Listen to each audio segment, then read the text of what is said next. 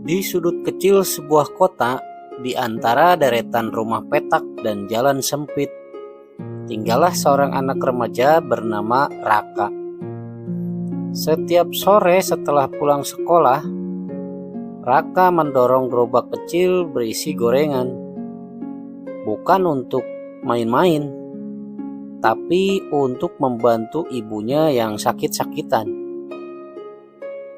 Raka bukan anak nakal. Ia bukan anak bodoh, tapi dia seringkali dipandang rendah hanya karena satu hal. Dia berjualan gorengan. "Woi, si gorengan datang. Mana sambalnya, bro? Hahaha, cita-cita lo mau jadi raja minyak ya?" Di saat anak-anak tersebut mengejeknya, Raka tidak membalasnya. Dia cuma berkata dalam hatinya, "Biarin, yang penting ibu bisa makan. Aku bisa bantu walau sedikit. Toh aku tidak ngemis minta makan dari mereka kok." Sehari-hari di rumah, seperti biasa ibunya sedang membereskan pekerjaan rumahnya. Maaf ya nak, ibu belum bisa cari uang banyak. Ibu cuma bisa gorengin tempe dan tahu. Lalu Raka menjawab, "Gak apa-apa bu, aku bangga sama ibu. Gak semua orang bisa bikin gorengan seenak ini." Ayah Raka sudah lama tiada. Sejak itu mereka hidup sederhana, bergantung pada penghasilan harian dari gorengan. Tapi Raka punya tekad besar. Ia ingin sekolah tinggi. Ia ingin hidup berubah. Tapi jalan menuju mimpi tak semulus cita-cita. Di kantin sekolah, Raka seringkali mendapatkan ejekan dari teman-temannya. Seperti salah satu temannya ini. Rak, nih gorenganmu." Bam, suara gorengan dilempar ke tong sampah. Teman-temannya yang kebetulan berada di situ juga malah menambah ejekan. "Hahaha, enak banget gorengan rasa sampah." Para siswa yang ada di sekitar Raka tertawa ramai. Raka cuma bisa berkata sambil menahan air mata, "Makasih udah beli." Lalu suara menjadi hening sejenak. Raka tidak membalas. Ia hanya pulang dengan mata merah, membawa sisa gorengan yang tak laku. Di rumah, ia menangis diam-diam, memeluk ibunya dan menceritakan kejadian tadi siang di kantin sekolah. Dengan lembut, Ibu Raka memberikan perhatian. Biarlah nak, mereka belum tahu rasanya berjuang. Tapi Tuhan tahu, Dia pasti siapkan jalan buat kamu. Besoknya di sekolah, Bu Hesti, guru kelas Raka, memberikan sebuah tawaran untuk Raka. Kata Bu Hesti, "Kamu mau ikut lomba karya tulis, Rak?" Raka menjawab dengan antusias, "Mau bu, saya punya ide tentang minyak jelantah. Bisa jadi energi alternatif."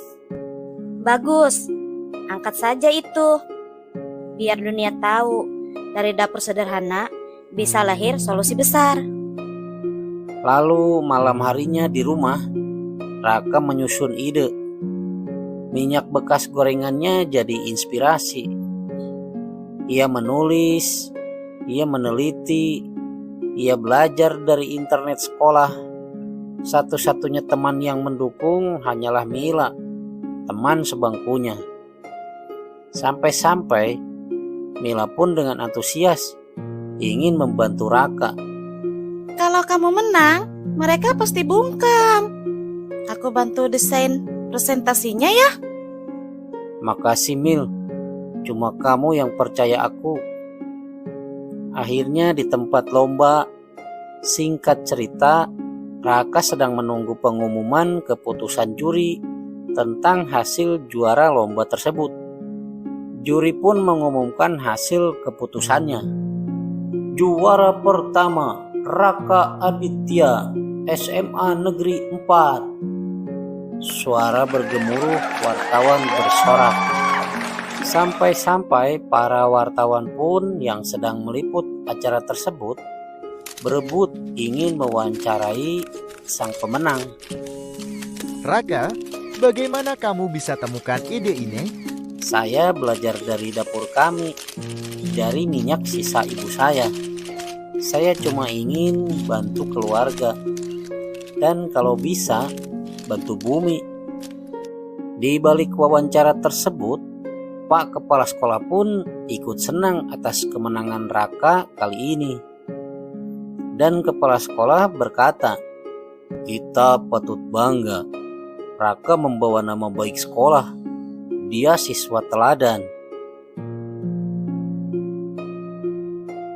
Tapi hidup tak selalu berbalas manis.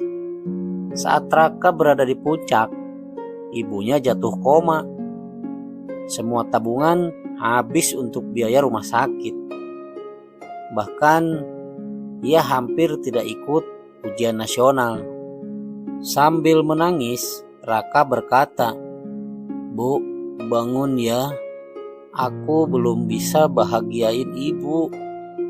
Di saat itu juga, Mila menyerahkan sebuah amplop pemberian dari seseorang yang tidak ingin diketahui namanya.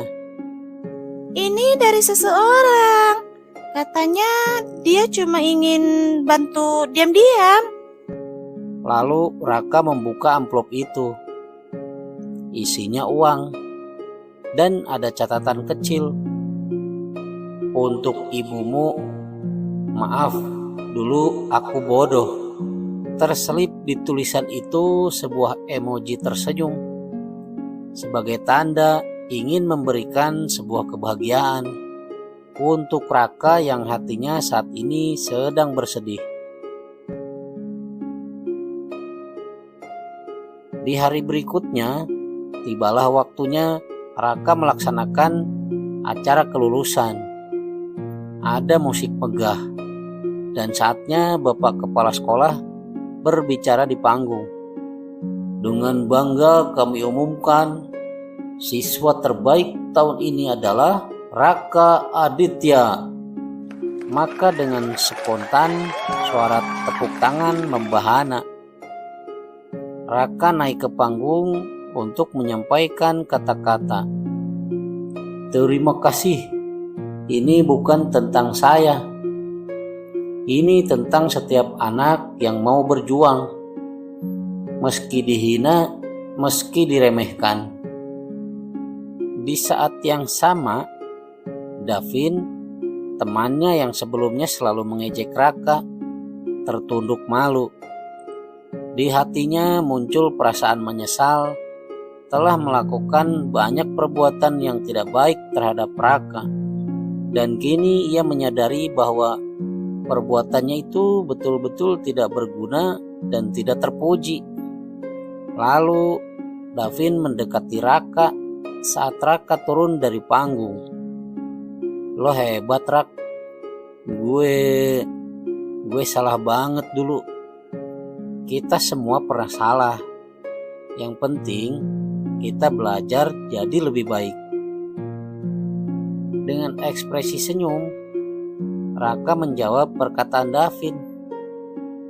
Pertanda Raka sudah memaafkan semua perbuatan Davin terhadap dirinya dulu. Davin pun bisa tersenyum walau dengan perasaan malu. Beberapa tahun kemudian, Raka menjadi terkenal dan masuk ke dalam tayangan televisi. Seorang reporter menyampaikan beritanya dalam sebuah liputan acara televisi. Raka Aditya kini dikenal sebagai insinyur muda yang mengembangkan energi alternatif dari minyak bekas. Ia juga tetap mempertahankan usaha gorengan ibunya sebagai kenangan perjuangan. Raka menonton berita tersebut sambil tersenyum. Dulu orang hina saya karena jualan gorengan. Tapi dari situlah saya belajar bahwa panasnya minyak tak sepanas tekad yang membara. Begitulah cerita perjalanan perjuangan Raka dari yang awalnya selalu ditimpa kesulitan dan sering mengalami hinaan hingga mendapatkan sebuah kesuksesan yang tidak disangka-sangka. Itu semua berkat kesabaran yang ia jalani selama ini. Setiap hinaan adalah kesempatan. Setiap cemoohan adalah ujian, dan setiap langkah kecil menuju mimpi akan tiba pada waktunya menjadi lompatan besar yang tak disangka. Jangan pernah malu berjuang, jangan pernah malu membantu orang tua, karena kadang anak penjual gorengan hari ini adalah kebanggaan seluruh negeri esok hari. Jangan lupa like, komen, dan subscribe agar kami bisa terus menghadirkan video seperti ini. Semoga bisa menghibur dan bermanfaat. Sampai jumpa di video berikutnya.